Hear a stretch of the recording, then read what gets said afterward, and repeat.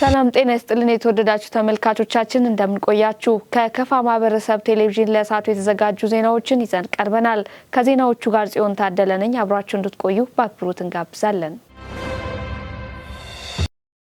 ወደ ዝርዝር ዜናዎች አለፍን የህብረተሰቡን የልማት ጥያቄ ለመመለስ የገቢ አቅምን ማሳደግ እንደሚያስፈልግ የከፋ ዞን ዋና አስተዳዳሪ አቶ እንዳሻው ከበደ አስገነዘቡ የከፋ ዞን ገቢዎች መምሪያ የ2019 በጀት ዓመት የደረጃ ለግብር ከፋዮች የቀን ገቢ ግመታ ስራ ንቅናቄ መድረክ ተካሂዷል ዘገባው የባልደረባችን ታጀቶ ከበደ ነው አማኑኤል ክንፍ ያቀርበዋል የካፋ ዞን ገቢዎች መምሪያ የ2019 በጀት ዓመት የደረጃ ለግብር ከፋዮች የቀን ግመታ ስራ ንቅናቄና የቀጣይ ተግባራት ላይ ባለድርሻ አካላቶች በተገኙበት ውይይት ያካሄደ ሲሆን በመድረኩ ላይ በመገኘት ንግግር ያደረጉት የካፋ ዞን ዋና አስተዳዳሪ አቶ እንዳሻው ከበደም በ2018 በጀት ዓመት በዞናችን ገቢ አሰባሰብ ተግባራት ላይ በጋራ በተደረገው ርብርብ አበረታች ውጤቶች መመዝገባቸውን ተናግረዋል። ዛሬ የምናደርገው የ2019 ጠቅላላ የምንጀምር ሲሆን በሁሉም ደረጃ ያሉ ገቢዎች ያው በጊዜ መሰብሰብ መቻል አለባቸው። ስለዚህ ሐምሌ 1 ገብቷል። ከሐምሌ 1 ጀምሮ ገቢን ማሰባሰብ ለቀጣይ ስራችን እጅግ በጣም አስፈላጊ ነው የሚሆነው። ስለዚህ ጊዜን በአግባቡ መጠቀም የሚችልበት ሁኔታ እንዲኖር መደረግ መቻል አለበት። ስለዚህ በተለያየ መልኩ የሚገቡ ገቢዎች ከአሁኑ ትኩረት ተሰጥተው ስምርት ተደርገው መግባት የሚችሉበት ሁኔታ ካለ ለነገ አፈጻጸማችን ወሳኝ ይሆናል። ለስራችንም ወሳኝ የሆኑበት ሁኔታ ነው ያለው። ገቢውን በሚመለከት ያው ከአምና ከተመሳሳይ በጀት ዓመት ጋር ሲነጻጸር ወደ 148 ሚሊዮን አካባቢ ብልጫ ሳይቷል። ይህም ገቢ የተገኘው ያ በቁርጠኝነት ከአስተባባሪ አካላት ጀምሮ ታች እስከ ባለሙያዎች ተናበን በቁርጠኝነት ሰርተን ያው ይሄን ውጤት ለማሳካት ችለናል። እንደ ተጨማሪ አቅም የሆነው የመምሪያው ኃላፊ ከአቶ ደምላሽ ጀምሮ እስከ ማናጅመንት አባላት ከክልልም ባለሙያዎች እስከ ታች ወርዶ የደገፉት ድጋፍ ለኛ ልዩ አቅም ሆኗል። እነሱ ደግሞ ሲወርዱ ገቢን አሟጠን እንድንሰራ የገቢ ምንጮችንም የተቆሙበት አግባብ በተለይ ለኛ አቅም ሆኗል። ከዘንድሮ ጋር ለተከታታይ ለሶስተኛ ዓመት ገቢን ከ100% በላይ ያሳክተናል። አሁን በአዲስ መልክ ለ2019 የሚሰጠውንም ወስረን ቆጥረን የምንሰራበት ይሆናል የሚል አስተያየት አለኝ። በ2018 የነበረን ጠንካራ ነገር የሚለው አንደኛ ያው የገቢ አሰባሰብ የተሳለጠ እንዲሆን አጠቃላይ ማህበረሰቡ ነጋዴ ማህበረሰብም ሆነ አጠቃላይ አመራሩ ባለሙያዎች በጋራ መስራት ነው ትልቁን ይሄን ውጤት እንድናሳካ ያደረገው። ስለዚህ የበለጠ ደግሞ በ2019 የወረደልን እቅድ ከ268 ሚሊዮን ብር በላይ ነው። ስለዚህ በከፍተኛ ፐርሰንት ነው ወደ ላይ ከፍ ያለውና ይሄን ለማሳካት የበለጠ ከባለፈው አመት በተባበረ ክንድ ሁሉም የባለድርሻ አካላት አመራሩ ታች ያለው የነጋዴ ማህበረሰብ አጠቃላይ በከተማው ያሉ የህብረተሰብ በጋራ በመሆን ህገወጥነትን በመከላከል ይህንን እቅድ ለማሳካት በጋራ ካልተረባረብን በስተቀር በአንድ ሰው ወይ በሁለት ክፍል ብቻ የሚሳካ ነገር አይደለም። ስለዚህ የሁሉም የጋራ ርብርብ ይፈልጋል የሚል ነገር ነው ያለን። በውይይት መድረኩ የተዘጋጀው መወያያ ሰነድ በመምሪያው የደንበኞች አገልግሎት የታክስ አወሳሰንና አሰባሰብ ዳይሬክቶሬት አስተባባሪ በሆኑት በአቶ አደመ ቆፒቶ ቀርቦ ውይይት የተደረገ ሲሆን ያነጋገርናቸው የመድረኩ ተሳታፊዎችና የዘርፉ ስራ አስፈጻሚዎች በበኩላቸው ባሳለፍነው በጀት ዓመት ዘርፉን ውጤታማ ለማድረግ ዘርፈ ብዙ ጥረቶች እየተከናወኑ መቆየታቸውንም ተናግረዋል። የገቢን ህግን መሰረት ባደረገ መልኩ ተሰርቶ ከዛ አንጻር ለመንግስት ማስገባት ያለበትን ገቢ ደግሞ በአግባቡ ሊያስገባ የሚችልበት ሁኔታ እንዲኖር ከላይ ጀምሮ እስከ ታች ባለው መሰረት ለሁሉም ወጥነት ባለው ፍትሃዊነት ባለው መልኩ ግመታ ሊደረግ ይገባል። በዚህ ስርዓት ውስጥ ያሉ ባለሙያዎች በዚህ አሰራር ውስጥ ያላቸው አመራሮች ይህን ኃላፊነት በአግባቡ መውሰድ መቻል አለባቸው ማለት ነው። በቃ ሚዛናዊነትን ፍትሃዊነትን አደርባይ ሆኖ መደበቅም ተገቢ አይደለም። ገቢ ስናሰባስብ ደግሞ መመሪያውን ያለውን አቅም መሰረት ባደረገ መልኩ በጣም ገለልተኛ ሆነን መስራት የሚችልበት ሁኔታ እንዲኖር ማድረግ መቻል አለብን። እንዲህ አድርገን በተገቢው ከከፋ ዞን መሰብሰብ ያለበት ገቢ በጊዜ ተሰብስቦ በጊዜው ገቢ ገብቶ የመንግስት ሰራተኛው ደሞዝ ሊከፈል የሚችልበት በጣም ብዙ እቅዶች በዚህ ዓመት ይወጣሉ። እነዚህ እቅዶች ደግሞ ተግባራዊ ምላሽ ለህዝቡ ሊሰጥ የሚችልበት ሁኔታ እንዲኖር ማድረግ ያስፈልጋል። በዚህ ላይ መተማመን ስለሚያስፈልግ ነው እንግዲህ የዛሬ ንቅናቄ መድረክ ያስ አንደኛ ያው የዛሬ የንቅናቄ መድረክ አጠቃላይ የደረጃ ለነጋዴዎች ለተከታታይ 3 ዓመት በቀጣይ የሚከፍሉትን ግብር የምንገምትበትና የገቢ አቅማችንን በተገቢው መንገድ የምናሳካበት የንቅናቄ መድረክ ነው ብዬ አስባለሁ። አጠቃላይ ለ3 አመት የምንሰራውን የገቢ እንትን ማስጀመሪያ መድረክ ነው ብዬ አስባለሁ። ለዚህ አንደኛ ነገር ግምቱ በተገቢው መንገድ ገማቹ ኮሚቴ ታች ሲወርድ በተገቢው መንገድ ከነጋዴው ጋር በትክክል ተገናኝቶ የሽያጭ መረጃውን በመያዝ መገመት አለበት የሚል መልእክት አለ። ሁለተኛ ነገር ደግሞ ታች ያለው ነጋዴ የሚጠየቀውን መረጃ በትክክል በቀን በምን ያክል ገንዘብ ሸጣለሁ የሚለው መረጃ በተገቢው መንገድ ለገማቹ ኮሚቴ በመስጠት ትክክለኛ መረጃ መምጣት አለበት የሚል ነገር አለ። ሁለተኛ ነገር ቅሬታዎች እንዳይፈጠሩ ገማቹ ኮሚቴ በተገቢው መንገድ መገመት ያለበትን ግመታ መስራት አለበት ብለን እናስባለን። ምክንያቱም ቅሬታዎች ከመጡ ለቀጣይ ማሳካት ያለብንን ነገር በተገቢው መንገድ ማሳካት አንችልም። አንደኛ ነጋዴዎቻችን ይጠፋሉ፣ ሁለተኛ ደግሞ የምናሰራቸው ወይ መድበን የላክናቸው ኮሚቴዎች ይጠፋሉና ወደዛ ነገር ለማድረስ በተገቢው መንገድ ገማቹ ኮሚቴ ነጋዴውን በሚመጥን መልኩ ግምቱን አውርዶ ይዞ መምጣት አለበት የሚል ነገር አለን። ሁለተኛ ነገር ነጋዴው በተገቢው በቦታው ከመገኘት ባለፈ ትክክለኛውን የሽያጭ መረጃ በተገቢው መንገድ መስጠት አለበት የሚል ነገር ነው ያለኝ። ለ2019 ያው ቅድመ ዝግጅቱ የሚቀድመው የደረጃ ለ የእለት ሽያጭ ገቢ ግመታ ይሆናል። እንደ ወረዳችን ወደ 742 የሚሆኑ የደረጃ ለ ነጋዴዎች አሉ። እነዚህ ነጋዴዎች ቤት ለቤት የእለት ሽያጭ ገቢ ግመታ ይደረጋል። ያው ግመታውን በተመለከተ በ32ቱም ቀበሌ ቤት ለቤት የሚደረግ ሲሆን ታች ወረደን ስልጠና ለባለሙያዎች እንሰጣለን። በተጨማሪ ባለሙያውም በክልል ደረጃም የሚሰጣቸው ስልጠና ከወሰደ በኋላ ቀጥታ ወደ ግመታ የሚገባበት ነገር ነው ያለው። እዚህ ላይ የሚኖረኝ መልእክት ብዙ ጊዜ ከግመታ በኋላ በግብር ማስከፈል ሰዓት የሚቀርቡ ቅሬታዎች አሉ። እኩል አልከፈልንም፣ ከኔ በላይ የሚሸጥ ከኔ በላይ ካፒታል ያለው ግብር ከኔ በታች ከፍሏል የሚል ነገር አለ። እኔ ደግሞ ደስተኛ ነኝ አነስተኛ ግብር ከፈልኩ የሚሉ ነገሮች አሉ። ይሄ ደግሞ በትክክል ባላንስ መሆን የሚችለው ገማች ኮሚቴ ቤት ለቤት በሚዞርበት ሰዓት ነጋዴው ማህበረሰብ በትክክል ሽያጩን ማሳወቅ አለበት። በትክክል ሽያጩን ካሳወቀ የአቅሙን ያክል ግብር የሚከፍልበት አግባብ ነው ያለው። በዚህ ልክ እናስቀይታለን። በተጨማሪም የደረጃ ሀለት ውሃ ግብር ከፋዮች ከዚህ ከሐምሌ 1 ጀምሮ እስከ ጥቅምት 30 ሂሳብ መዝገባቸውን የሚያቀርቡበት ነገር ነው መሆነው። ስለዚህ ሂሳብ መዝገባቸውንም በጊዜው ሰጥቶ ያው አሰርቶ ግብራቸውን እንዲከፍሉ የሚል መልእክትም ለማስተላለፍ እፈልጋለሁ። በከፋ ዞን በተገባደደው የበጀት ዓመት ከፍተኛ አፈጻጸም ላስመዘገቡ ፍርድ ቤቶች የዋንጫና የምስጋና ምስክር ወረቀት ተበረከተ። የከፋ ዞን ፍርድ ቤቶች የ2018 በጀት አፈጻጸም ግምገማና የ2019 ዓ.ም የእቅድ አፈጻጸም ግምገማ ተጠናቋል። ስንሻው ወንድሙ ዝርዝር አለው። ለሁለት ቀናት በከፋ ዞን ፍርድ ቤቶች የ2018 ዓ.ም አፈጻጸም ግምገማና የ2019 ዓ.ም የእቅድ አፈጻጸም ግምገማም በበጀት ዓመቱ የተሻለ አፈጻጸም ላስመዘገቡ ፍርድ ቤቶች የዋንጫና የምስጋና ምስክር ወረቀት በመስጠት ተጠናቋል። የከፋ ዞን ከፍተኛ ፍርድ ቤት ፕሬዝዳንት አቶ መንግስቱ ከበደ በመድረኩ ማጠቃለያ ንግግራቸው ፍርድ ቤቶች የህብረተሰቡን የፍትህ ተጠቃሚነት ለማረጋገጥ እንዲሰሩ አስገንዝበዋል። 2018 በጀት ዓመት ያው መነሻው ያው ከእቅድ ነው የምነሳው። ከእቅድ ያው ከላይ ከክልል እስከ ታች ወረዳ ድረስ ግብ ስምምነት ገብተን ውል የገባ ነው አለ። በዛ መሰረት ግባችን ለመድረስ ስንል ያው የተሰራው ስራዎቹ ከታች እስከ ላይ በጣም ደስ የሚል ስራ ነው። ስለዚህ በዚህ ልክ ያው እቅዱ ምንድነው እንደ ዞናችን 25000 ቤት በላይ መዝገቦች ይቀርባሉ ብለን ነው እቅድ የያዝ ነው። በዚህ ልክ በዚህ አመት 24000 አካባቢ መዝገቦች ናቸው የቀረቡት። ከዚህ ያው ወደ 23000 አካባቢ 23800 ቤት ነው ውሳኔ ያገኙት።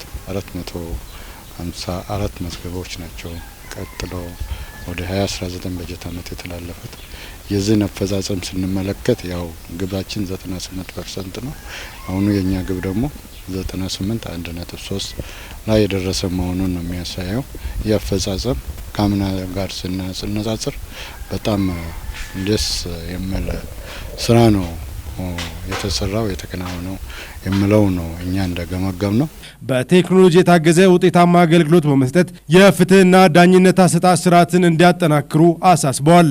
ባህላዊ ፍርድ ቤቶችን ማጠናከር፣ ተዘዋዋሪ ችሎቶችን ተደራሽ ማድረግና ከሚመለከታቸው ባለድርሻ አካላት ጋር በመተባበር በ2019 ዓ.ም የተሻለ የፍትህ አፈጻጸም እንዲኖር በትኩረት መስራት እንደሚገባ የከፍተኛ ፍርድ ቤት ምክትል ፕሬዝዳንቱ አቶ በላይ በቀለ በበኩላቸው ገልጿል። የሁሉም ፍርድ ቤቶች የተሻለ የስራ አፈጻጸም እንደነበረው በተለይ ከግብ ስምምነት የጣልነው ከማሳካት አንጻር የነበረው ሁኔታ ጥሩ ነው።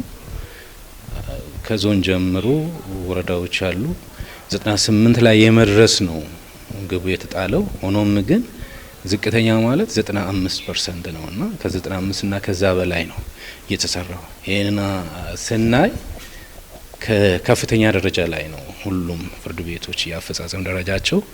ግን ያው መለየት ስላለበት እንዲሁም ደግሞ በውስጥ አሰራሮች ባሉት ዝርዝር ተግባራት የዳኘት የመዝገብ ክንውን ስራ ነው አሁን 98 ላይ እንደ ዞን ተደርሷል። እንደ ዞን ቶታል አማካይ ውጤቱ 98 ነው የተደረሰውና ግቡን ሸፍነናል ስንል በዝርዝርም ደግሞ ሲከፋፈል ልዩነቶች አሉ። ከዛም ውጪ እነዚህ መዝገብ በሚመራበት ሰዓት ላይ የጉዳዮች ፍሰት መመሪያን ተከትሎ ከመስራት አንጻር በተገባደደው በጀት ዓመት በተለያዩ መመዘኛዎች የተሻለ አፈጻጸም ላስመዘገቡ የወረዳ ፍርድ ቤቶች የዋንጫ ሽልማት ተበርክቷል። በዚህም የሾንዴ የጊምቦና አዲዮ ወረዳ ፍርድ ቤቶች የላቀ አፈጻጸም በማስመዝገብ ተሸላሚ ሆነዋል። በፍርድ ቤቶቹ የ2018 ዓ.ም አፈጻጸምና የ2019 ዓ.ም እቅድ ግምገማ ላይ የተሳተፉት የፍርድ ቤት አመራሮች፣ ዳኞችና ባለድርሻ አካላት የፍትህ አሰጣጥ ስርዓቱን ለማሻሻል የሚደረጉ ጥረቶችን አጠናክረው እንደሚቀጥሉ በመግባባት ተጠናቋል። የሀገራዊ ምክክሩ የወጣቶችን ተስፋ የሚያለመልሙና የኢትዮጵያን መጻኢ ዕድል የሚወስኑ መፍትሄዎችን ይዞ እንደሚመጣ እምነት እንዳላቸው ጣቢያችን ያነጋገራቸው የቦንጋ ከተማ ወጣቶች ተናገሩ። በውይይቱ ከስምምነት የሚደረስባቸው ጉዳዮች ተግባራዊ እንዲደረጉ ወጣቱ ተባባሪ መሆን እንዳለበት ጠይቀዋል። አማኑኤል ክንፌ ትንታኔውን አሰናድቷል። ሀገራችን ኢትዮጵያ የነበረባትን ፈተና እንድታልፍና እንደ ችግር ሲነሱ የቆዩ ብሔራዊ አለመግባባቶች እንዲፈቱም ከ2015 ዓ.ም ጀምሮ ሀገራዊ የምክክር ኮሚሽን ተቋቁሞ ወደ ስራ እንደገባ ይታወቃል። ይህ ሀገራዊ ምክክር ምን ተስፋ ይኖረዋል ስንል አንዳንድ የቦንጋ ከተማ ወጣቶችን ጠየቅናቸው።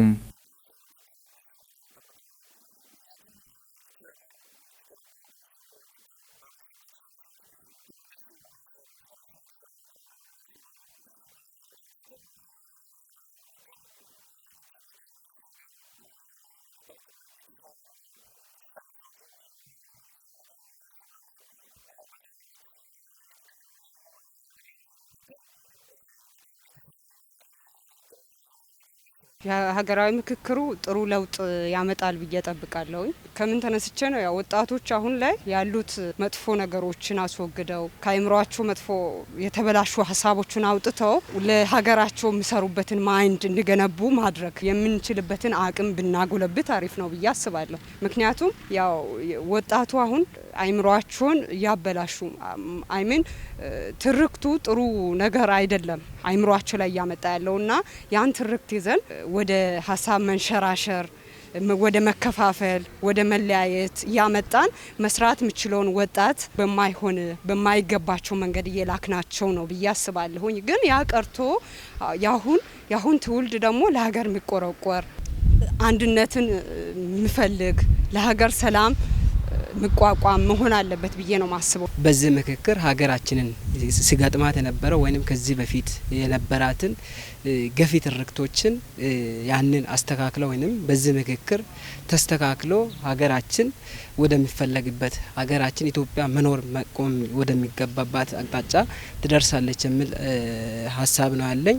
በዛም ደግሞ ተስፋ እናደርጋለን። በዛም እየተሳተፉ ያሉት የሲቪል ማህበራት፣ ወጣቶች፣ ሌሎች አካላት ይህንን የሀገራችንን አላማ ሀገራችን ኢትዮጵያ ልትሆን ወይንም የሚያስፈልጋት ቦታ ላይ እንድትደርስ ያሁን የተሰባሰቡ ወጣቶችን እኛን ወክለው የተገኙ ወጣቶች ያነሳሉ፣ ሀሳብ ያነሳሉ፣ በዛ ላይ ይመክራሉ፣ ሀገራችን መሄድ መድረስ ወዳለባት አቅጣጫ ያደርሳሉ የሚል ሀሳብ ነው አለኝ።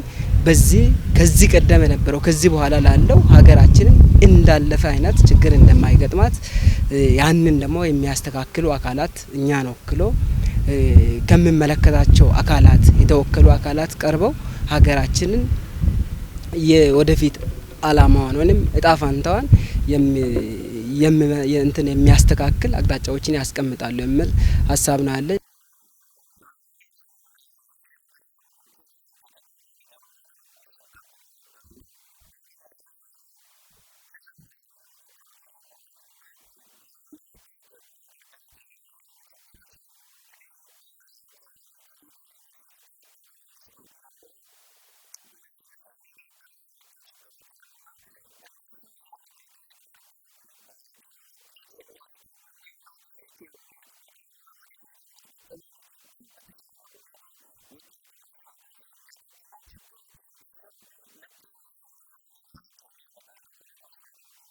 በመጨረሻም ወጣቱም ሆነ ሌሎች የሚመለከታቸው አካላት ለዚህ ሀገራዊ ምክክር የድርሻቸውን እንዲወጡም ወጣቶቹ ጠይቀዋል።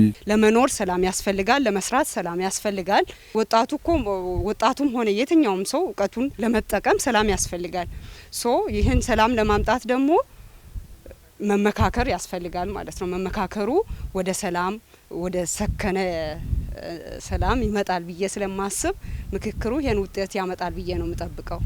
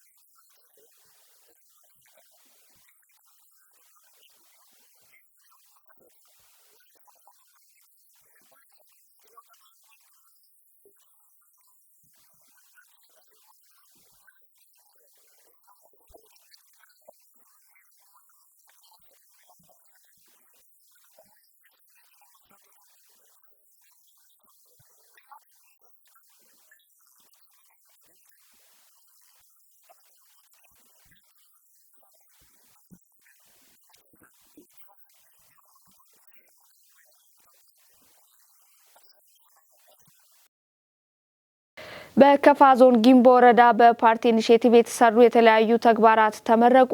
ለዝርዝሩ ምህረት ማሙ። የብልጽግና ፓርቲ በወረዳው የተለያዩ የልማት ስራዎችን እያሳለጠ እንደሚገኝና ምቹና ማራኪ የስራ አካባቢን ለመፍጠር ስኬታማ ተግባራቶችን እያከናወነ ይገኛል። በዚህ ዙሪያ ላይ ያነጋገርናቸው ባለድርሻ አካላት በሰጡት አስተያየት እስካሁን በወረዳው በብልጽግና ፓርቲ የተከናወኑ በርካታ ተግባራቶች ስለመኖራቸውም ነው። ፓርቲያችን እንደ ኢኒሼቲቭ የሚያወርደውን እስከ ታች ድረስ ማውረድ ተጠቃሚነታቸው ማረጋገጥ የምግብ ዋስትናቸው ወይንም የምግብ ሉዓላዊነታችንን ማስከበር ያስፈልጋል ማለት ነው። እንግዲህ አንደኛው የምግብ ሉዓላዊነት የሚከበረው እንግዲህ የጾም ማደር የሌለበት መሬት በማረስ የልማት ትሩፋትን እዚህ ጋር አርሶ አደሩ በአግባቡ የተሟላ ምግብ እየበላ ከራሱ አልፎ ለገበያው የሚያቀርብበትን ሂደት ማሟላት ያስፈልጋል ማለት እንግዲህ አንድ የልማት ትሩፋት መንደር ተመረቀ ማለት እንግዲህ ከኮሪደር ባሻገር ኮሪደር ፊት ለፊት ካለ ከኮሪደር ውስጥ ምን መኖር አለበት የሚለው ማሟላት ያስፈልጋል ማለት ለዚህ ዶሮ፣ ማር፣ ወተት፣ እንቁላል ቤት ውስጥ በተሟላ መልኩ አርሶ አደራችን ተጠቃሚነቱን ማረጋገጥ ያስፈልጋልና በአጠቃላይ እንደ ዛሬ ያየናቸው እንግዲህ የልማት ትሩፋት አለ፣ የኮሪደር ልማት አለ። እንደገና ደግሞ እዚህ አነስተኛ የባህላዊ ቡና ቤት አለ። እነዚህ ተመርቆ አሉ። እንደ አጠቃላይ ግን የሚቀጥሉ ነገሮች ናቸው። ተቋም ግንባታችንም የሚቀጥል ነው። የልማት ትሩፋት ተግባራት በዚህ ልክ ማህበረሰባችንን ጠቅመናል ተብሎ አይቆምም ማለት ለዚህ ብዙ ማህበረሰቡ ከወረዳው የሚጠብቅ ነገር አለ። የተጀመረ ስራ በጣም ከፍ ያለው ናቸው። እውነት ለመናገር የሰዎች ህይወትን ሊቀይር የሚችል ያው ብልጽግና ፓርቲም ሰው ተኮር ፓርቲ እንደመሆኑ መጠን ቀደም ሲል የተጀመሩ እናት ለምን በጉሊት የሚል ኢኒሼቲቭ አለ። እናቶችን ከጉሊት አንስተን አደራጅተን በእንጀራ ስራ የገቡ እናቶች አሉ። አለፍ ሲልም በእንቁላል ጣይ ዶሮ ገብቶ በጣም በተደራጀ መልኩ ሰፊ ስራዎችን የሰሩ ወጣቶች፣ ሴቶች አሉ። በዚህ አመትም ያ ስራ እንዲቀጥል የጋራ አቅጣጫ ተቀምጦለታል።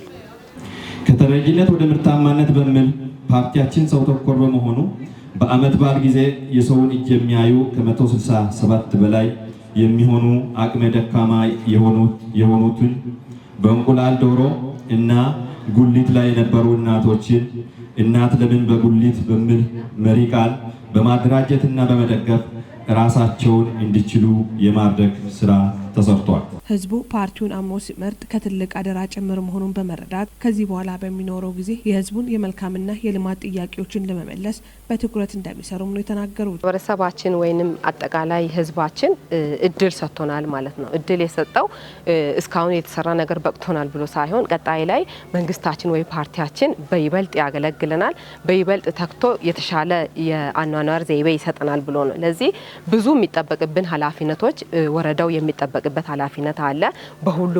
በሁሉም መስክ ተደራሽ በማድረግ የተሻሉ የልማት ተግባራትን በማከናወን የተሻለ ስራ ሰርቶ ማህበረሰቡን ለማስደሰት የሚጥር መንግስት ወይንም ፓርቲ ኃላፊ የሞላበት ነው ብዬ ማስቀመጥ እችላለሁ ማለት ነው። ህዝቡም ደግሞ ትላንት ቅድመ ምርጫ ወቅት በምርጫ ጊዜ የሰጣቸው የቤት ስራዎች አሉ። የልማት ጥያቄዎች አሉ። የመልካም አስተዳደር ጥያቄዎች አሉ። ፓርቲ ብልጽግና ፓርቲ ከመረጥኩኝ ይመልሰኛል ብሎ በእምነት ድምጽ የሰጠበት ስርዓት ስላለ ይሄን ደግሞ በ5 ዓመት ኮንትራታችን ሰፋፊ የህዝባችን ጥያቄ በመሰረተ ልማት ጥያቄዎች ሊኖሩ ይችላሉ።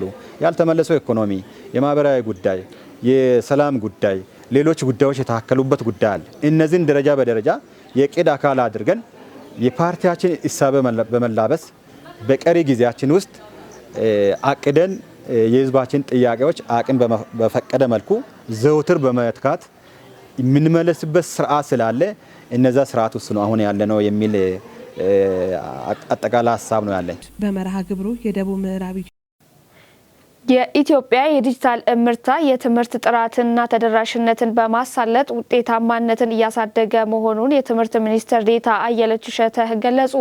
ዘገባው የኢዜአ ነው። መቅደስ ተሾመ ታቀርባለች።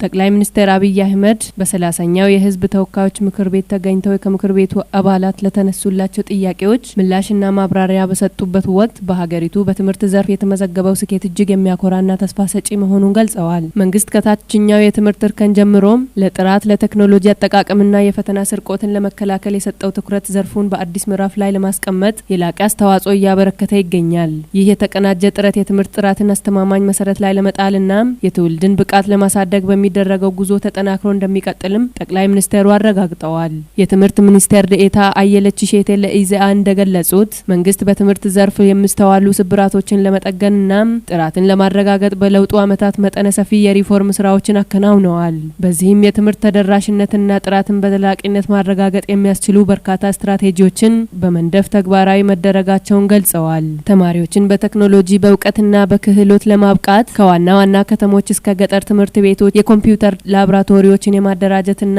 የማስፋፋት ስራ መከናወኑን ተናግረዋል። አጠቃላይ የትምህርት ስርዓቱን በቴክኖሎጂ የታገዘ ለማድረግ በተከናወኑ ተግባራት አበረታች ውጤቶች ተመዝግበዋል ነው ያሉት። ዘመኑ የሰው ሰራሽ አስተውሎት ወይም ኤአይ እንደመሆኑ መጠን ይህንን ቴክኖሎጂ ከመማር ማስተማር ሂደቱ ጋር ማጣመር የትምህርት ጥራትንና ተደራሽነትን ለማረጋገጥ ወሳኝ መሆኑንም ገልጸዋል። በመሆኑም ስርዓቱን በሰው ሰራሽ አስተውሎት ለመደገፍ ሰፊ የዝግጅት ስራዎች መከናወናቸውንም አንስተዋል።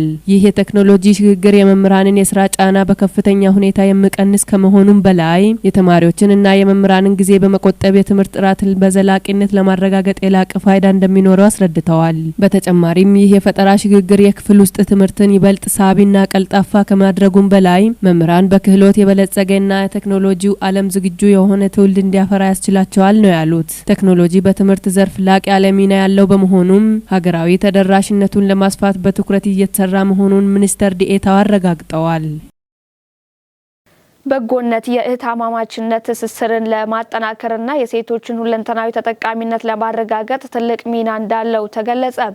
የቦንጋ ከተማ አስተዳደር ብልጽግና ፓርቲ ሴቶች ክንፍ ጽሕፈት ቤት የ2018 የክረምት በጎ ፍቃድ እቅድና አፈጻጸም ዙሪያ ከክንፍ አባላት ጋር መክሯል።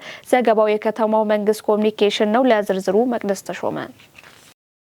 በጎነት የእህትማማችነትን ትስስር ለማጠናከር እናም የሴቶችን ሁለንተናዊ ተጠቃሚነት ለማረጋገጥ ትልቅ ሚና እንዳለው ተገለጸ። የውይይት መድረኩን በጋራ የመሩት የቦንጋ ከተማ አስተዳደር ብልጽግና ፓርቲ ቅርንጫፍ ጽህፈት ቤት አደረጃጀት ዘርፍ ኃላፊ ወይዘሮ ፈቲያ መሐመድ እንደገለጹት በጎነት የእህትማማችነትን ትስስር ለማጠናከርና የሴቶችን ሁለንተናዊ ተጠቃሚነት ለማረጋገጥ መሰረት ነው ብለዋል። ቀደም ሲል በነበሩ የበጎ ፍቃድ እንቅስቃሴዎች የሴቶች ተሳትፎ በብዛት በቤት ውስጥ ስራዎች የተገደበ እንደነበር ያስታወሱት ኃላፊዋ አሁን ላይ ግን ሴቶች ከተሰጣቸው ተገቢነት ባሻገር በተደራጀ መልኩ ችግረኛ እህቶችንና እናቶችን በመለየትና በመደገፍ በግንባር ቀደምትነት መሰለፍ እንዳለባቸው አሳስበዋል። ወይዘሮ ፈቲያ አክለውም ሴቶችን ለማሳነስ የሚነገሩ የተሳሳቱ የትርክት ምሳሌዎችን በተግባር በመስበር ሴቶች ሁሉንም ተግባራት ማከናወን እንደሚችሉ ማሳየት እንደሚገባ ገልጸው በ2018 እና በ2019 የክረምት በጎ ፍቃድ ስራ ላይ ትልቅ አሻራ ለማሳረፍ መዘጋጀት እንደሚገባ አስገንዝበዋል። በጎነት ለራስ የሚሰጠውን የህልና እርካታ በመገንዘብም ሁሉም ሴቶች በበጎ አድራጎት ስራዎች ላይ በንቃት እንዲሳተፉ ጥሪ አቅርበዋል። የቦንጋ ከተማ አስተዳደር ብልጽግና ፓርቲ ቅርንጫፍ ጽህፈት ቤት ሴቶች ክንፍ ጽህፈት ቤት ኃላፊ ወይዘሪት ፍሬ ህይወት አሸብር በበኩላቸው የበጎ ፍቃድ አገልግሎት ሴቶች ያለምንም ክፍያ በራሳቸው ተነሳሽነት ለወገኖቻቸውና ለሀገራቸው የሚያበረክቱት የከበረ ስጦታ መሆኑን ገልጸዋል። ሴቶች በህይወታቸውና በማህበራዊ መስተጋብራቸው በእውቀት የተደገፈ ድጋፍ በማድረግ ለሀገር ግንባታ እንዲያውሉ የሚያስችል ተግባር ላይ መሳተፍ እንዳለባቸው ተናግረዋል። የበጎ ፍቃድ ስራ ሴቶች በማህበረሰብ ውስጥ የሚታዩ ማህበራዊና ኢኮኖሚያዊ ክፍተቶችን በንቃት እንዲሞሉ ከማድረግ ባለፈም በእርስ በርስ ግንኙነታቸው ውስጥ የሰላም፣ የብሔራዊ አንድነት፣ የመረዳዳት እና የእህትማማችነት ባህል እንዲዳብር በማድረግ ረገድ ጎልቶ የሚታይ ሚና እንዳለው አስገንዝበዋል። በመሆኑም የብልጽግና ፓርቲ ሴቶች ክንፍ በበጎ ፍቃድ ስራዎች በተለይም በክረምት ወቅት በተለያዩ የትኩረት አቅጣጫዎች አባላትን በግንባር ቀደምትነት በማንቀሳቀስ ላይ እንደሚገኝ ኃላፊዋ ጠቁመዋል። ላለፉት ዓመታት ለሴቶች ሁለንተናዊ ተሳትፎና ተጠቃሚነት እንዲሁም የራሳቸውን አበርክቶ አጎልብተው እንዲወጡ ለማስቻል ሰፊ ስራዎች መከናወናቸውን ያነሱት ወይዘሪት ፍሬህይወት እነዚህን እቅዶች ወደ ተግባር በፍጥነት በመቀየር የተገኙትን መልካም አጋጣሚዎች በኃላፊነት ስሜት በመጠቀምና የፓርቲውን ሰው ተኮር ስራዎች እሴት በማስረጽ ረገድ ላለፉት ዓመታት ለሴቶች ሁለንተናዊ ተሳትፎና ተጠቃሚነት እንዲሁም የራሳቸውን አበርክቶ አጎልብተው እንዲወጡ ለማስቻል ሰፊ ስራዎች መከናወናቸውን ያነሱት ወይዘሪት ፍሬህይወት እነዚህን እቅዶች ወደ ተግባር በፍጥነት በመቀየር የተገኙትን መልካም አጋጣሚዎች በኃላፊነት ስሜት መጠቀምና የፓርቲውን ሰው ተኮር ስራዎች እሴት በማስረጽ ረገድ የሴቶች ክንፍ አባላት ግንባር ቀደም ሆነው እንዲቀሳቀሱ መልእክት አስተላልፈዋል። የዘንድሮ የክረምት በጎ ፍቃድ አገልግሎት 11100 ሴቶችን በማሳተፍ ከ28000 በላይ የህብረተሰብ ክፍሎችን ተጠቃሚ ለማድረግ የታቀደ ሲሆን ከመንግስት ካዝና ይወጣ የነበረን ከ5 ሚሊዮን ብር በላይ ወጪ ያተርፋል ተብሎ እንደሚጠበቅ ተብራርተዋል። የበጎ ፍቃድ አገልግሎቱ በጎነት ለእህትማማችነትና ለሴቶች ተጠቃሚነት በሚል መርህ በ14 ዋና ዋና የስራ ዘርፎች የሚከናወን ሲሆን ከነዚህም መካከል በአረንጓዴ አሻራ መርሃ ግብር ችግኞችን መትከልና መንከባከብ፣ ለተረዱና አቅመ ደካማ ወገኖች ሰብአዊ ድጋፍ ማቅረብ፣ የመኖሪያ ቤት ለሌላቸው አዲስ ቤት መገንባትና ማደስን ጨምሮ በሁሉም ዘርፍ ትኩረት ተሰጥቶ የሚሰራ መሆኑን ገልጸዋል። የሰንበት ገበያ የኑሮ ውድነትን ለመቀነስና ለማረጋጋት ትልቁን ድርሻ እንዳለው ተገለጸ። በከፋ ዞን ጨታ ወረዳ ሻማ ከተማ የተጀመረው የሰንበት ገበያ ስራ ተጠናክሮ መቀጠሉን የወረዳው ንግድና ኢንዱስትሪ ጽህፈት ቤት አስታውቋል። ከከፋ ዞን መንግስት ኮሚኒኬሽን የተገኘው መረጃ መቅደስ ተሾመ። በከፋ ዞን ጨታ ወረዳ ሻማ ከተማ የተጀመረው የሰንበት ገበያ ስራ ተጠናክሮ መቀጠሉን የወረዳው የንግድና ኢንዱስትሪ ጽህፈት ቤት አስታውቋል። በሻማ ከተማ የተቋቋመው የሰንበት ገበያ በተመጣጣኝ ዋጋም ለማህበረሰቡ አገልግሎት እየሰጠ መሆኑን የጨታ ወረዳ ንግድና ኢንዱስትሪ ጽህፈት ቤት ኃላፊ አቶ ሙልጌታ ክፍሌ ተናግረዋል። የሰንበት ገበያ ለበርካታ ዜጎች የስራ ዕድል በመፍጠር የህብረተሰቡን ኢኮኖሚያዊ ተጠቃሚነት ማረጋገጥ ተችሏል ብለዋል። በተጠናቀቀው በጀት ዓመት ከ440 ሺህ ብር በላይ ለሰንበት ገበያ አገልግሎት ድጋፍ መደረጉን ኃላፊው አስረድተዋል። በቀጣይም በባሺ ከተማና ሌሎች አካባቢዎች ለማስፋፋት እየተሰራ እንደሆነም አመላክተዋል። በተጨማሪም ነጋዴዎቹ ከመደበኛው የዋጋ ጭማሪ እንዳያደርጉ ክትትልና ቁጥጥር እየተደረገ መሆኑን ተናግረዋል። በሻማ ሰንበት ገበያ ማዕከል ተደራጅተው የገቡ ነጋዴዎች መካከል ወይዘሮ ይመኝሽ አትርሴና አቶ ቆጭቶ ወዳጆ በበኩላቸው እቃዎችን በተመጣጠነ ዋጋ በመሸጥ ላይ መሆናቸውን ገልጸዋል። በሰንበት ገበያ ሲገበያዩ ያገኘናቸው የህብረተሰብ ክፍሎች መካከል ያነጋገርናቸው ባለቤታቸው መምህር ተሻለ ወዳጆና ወይዘሮ አበዛሽ አድማሱ እንዳሉት ሰንበት ገበያ በቅርበት በመኖሩና በተመጣጣኝ ዋጋ መሸመታቸውን እንዳስደሰታቸው ተናግረዋል። የተወደዳችሁ ተመልካቾቻችን ከከፋ ማህበረሰብ ሬዲዮና ቴሌቪዥን ለሰዓቱ የተዘጋጁ ዜናዎች እነኝን ይመስሉ ነበር። ዜናዎቹን ወደ እናንተ እያደረስኩ ጽዮን ታደለ ቆይታ አደረግኩ። ቀሪ የጣቢያችን መሰናዶች ይቀጥላሉ። በያላችሁበት ቸር ቆዩን።